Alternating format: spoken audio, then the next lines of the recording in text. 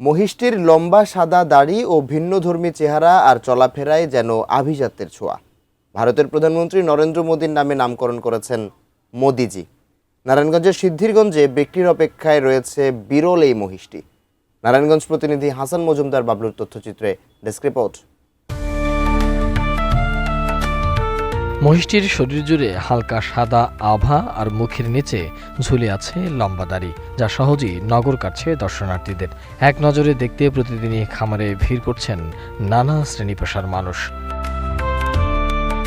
নারায়ণগঞ্জের সিদ্ধিরগঞ্জের RK agro ফার্মে রয়েছে এই ভিন্ন রকম মহিষটি। লম্বা সাদা দাড়ি, চোখের চাহনি আর চলাফেরায় আভিজাত্যের ছোঁয়ায় ভরপুর।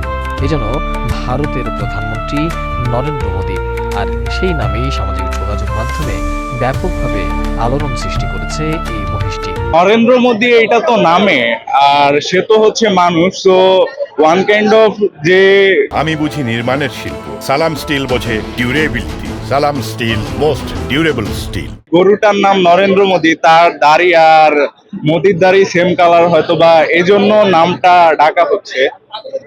এবং পাশাপাশি এবছর নারায়ণগঞ্জে ডোনাল্ড ট্রাম্প এবং নেতানিয়াহু আছে। বলা যায় যে নারায়ণগঞ্জে এবার বিশ্ব নেতাদের একটা বড়সড় যোগান দিতে পারছে নারায়ণগঞ্জের খামারগুলা।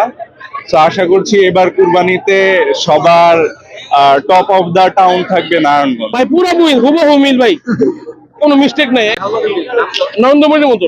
খামারি ও দর্শনার্থীরা বলছেন, কোরবানির ঈদকে সামনে রেখে এই মহিষকে দেখতে জেলা জুড়ে শুরু হয়েছে হইচই। মহিষটি মূলত নীলিরাভি জাতের, যার ওজন প্রায় 700 কেজি। 4 বছর আগে যাকে আনা হয়েছে এই খামারে। মূলত এই নরেন্দ্র মোদী নামটাও শুনছিলাম, যার কারণে এখানে আর কি আসা হয়েছে, দেখতে আসছি।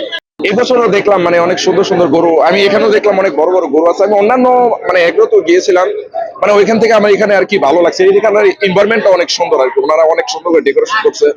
এমনিতে গরু দেখতে আর কি সুন্দরই লাগতেছে। এবার খুব একটা কালারফুল গরু উঠে নাই, তবে ব্রাউনের মধ্যে যেসব গরুগুলো আছে এবার গরুগুলো খুব স্বাস্থ্যবান, তো ভালো লাগছে দেখে। Desk report, ATN news.